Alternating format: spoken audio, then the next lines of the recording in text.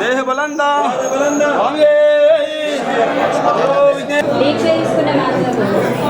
పైన 100% స్వామి ఉన్నాడుగా.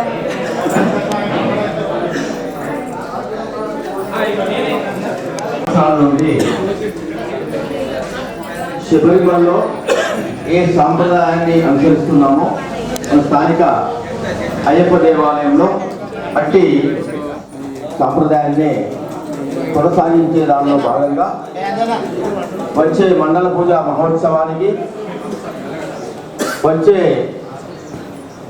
మకర జ్యోతి దర్శనానికి తన సోదరుడైనటువంటి విఘ్నేశ్వరుణ్ణి ఆ స్వామి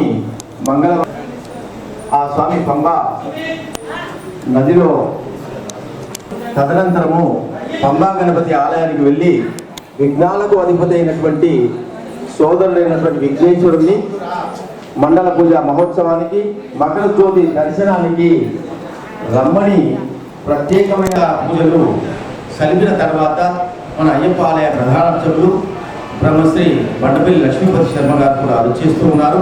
ఆయన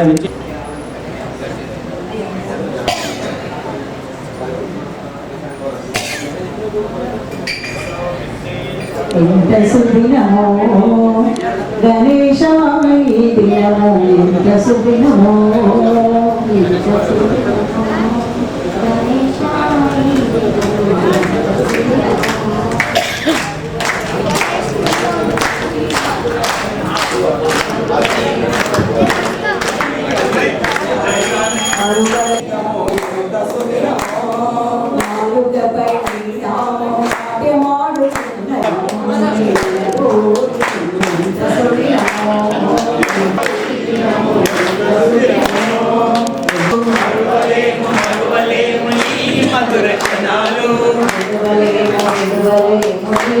ప్రతీకారేచ్ఛతో రగిలిపోతూ ఉంటారు. కానీ శివుడు సన్నిధిలో అమరికలు లేకుండా కుటుంబం అంతా ఏకదాటిపై ఎలా ఉంటుందో అది చాటి చెప్పేదే శివ కుటుంబం అనుభవం. ఆ దీక్షకు మోక్షాన్ని వెంటనే ఇస్తారట. ఓం శ్రీ స్వామి ఓం శ్రీ స్వామి ఐదు కొండల పైన అందానే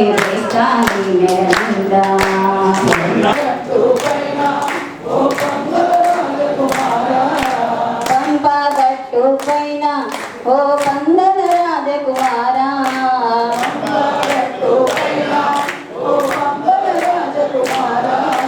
పళ్ళు పత్రాలిచ్చి ఆరట్టులోని అంతరార్థం. అదేవిధంగా మన అయ్యప్ప ఆలయం నిర్మించుకొని 32 సంవత్సరాలు అవుతున్నది. దాని తర్వాత లక్ష్మీ గణపతి ఆలయం నిర్మించుకోవడం జరిగింది.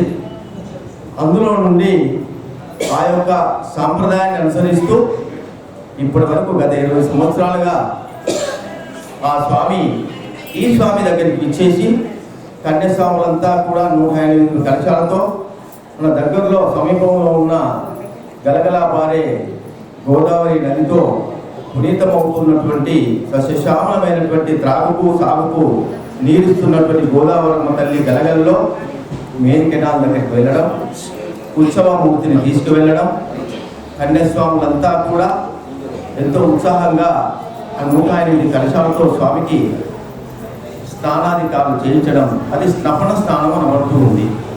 గలగల పారే నీళ్ళల్లో ఆ యొక్క పుణ్యమైనటువంటి నదీ జలాలన్నీ కూడా స్వామి రాకపోయి వేచి చూసే అద్భుతమైనటువంటి ఘట్టం అది. ఆ ఘట్టంలో మనమంతా పాల్గొని లక్ష్మీ గణపతి ఆలయానికి ఊరేగింపుగా శరణాలు చెప్తూ వచ్చాం. ఇప్పుడు గర్భాలయానికి ఆ స్వామిని తోలుకొని ప్రధాన అర్చకులైనటువంటి జనమంచి శంకరేశ్వర గారు వేస్తారు, తలుపులు పెడతారు. ఆ యొక్క సోదరులు ఇరువురు మాట్లాడుకుంటారు. ఏ ఏ కార్యక్రమాలు చేసుకుంటున్నాము, ఏ ఏ కార్యక్రమాల్లో పాల్గొనాలి, వచ్చే అద్భుతమైనటువంటి ఘట్టం మండల పూజ మహోత్సవానికి నీవు నీ పరివారం అంతా కూడా కుటుంబ గణాలతో రమ్మని అయ్యప్ప స్వామి వేడుకుంటూ ఆహ్వానించే ఘట్టం లోపల జరుగుతూ ఉంటుంది. మనం బయట అద్భుతమైనటువంటి నామ సంకీర్తన చేస్తూ ఉంటాం. ఆ తర్వాత ఇరువురు స్వాములకు ఇరువురు అర్చకులు ఆరాధన ఇచ్చిన తర్వాత ఆ స్వామి మళ్ళీ తిరిగి మన ఆలయానికి వెళ్ళి 108 కలశాలతో కూడుకున్నటువంటి ఆ పవిత్ర జలాలతో ఆ స్వామిని జలాభిషేకం చేసే అద్భుతమైన ఘట్టమే ఆరట్టు. తదనంతరము 18 పూజా కార్యక్రమం ఉంటుంది. తదనంతరము ఆ స్వామి ప్రసాదంగా భిక్షా కార్యక్రమం యథావిధిగా ఉంటుంది. కనుక ముఖ్యంగా ఇరువురు స్వాములు ఒక దగ్గర కూర్చొని అన్ని విషయాలు చర్చించి నీ దీక్షలో ఎలా ఉన్నారు, నీ దీక్ష అంతా కూడా నవరాత్రులే, నా దీక్ష మాత్రం అతి కఠినమైంది, మండల పూజ మండల కాలం 41 రోజులు దీక్ష తీసుకుంటున్నారు.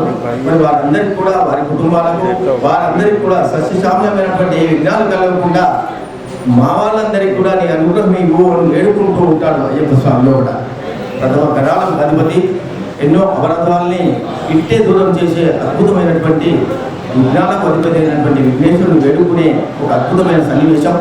లక్షలాది మంది కోట్లాది మంది శబరిమల సన్నదానంతో వెళ్తూ ఉంటే వారందరికీ ఏమీ ఆటంకం కలగకుండా ఉండడానికి ఆరట్టు రోజున శబరిగిరి వాసుడు పంబా గణపతి ఆలయానికి వెళ్ళి ఆ స్వామిని కోరుకోవడంలో ముఖ్యమైన ఘట్టమే ఆరట్టు. అదే సంప్రదాయాన్ని ఈవేళ మనమంతా కూడా కనులారా ఆ స్వామిని వేడుకుంటూ మనకు, మన కుటుంబాలకు, మన పరివారానికి, మన ప్రాంతానికి, తద్వారా మన గ్రామానికి, మన పట్టణానికి, మన దేశానికి సుభిక్షం ఇవ్వని మనసా వాచ కర్మన వేడుకుంటూ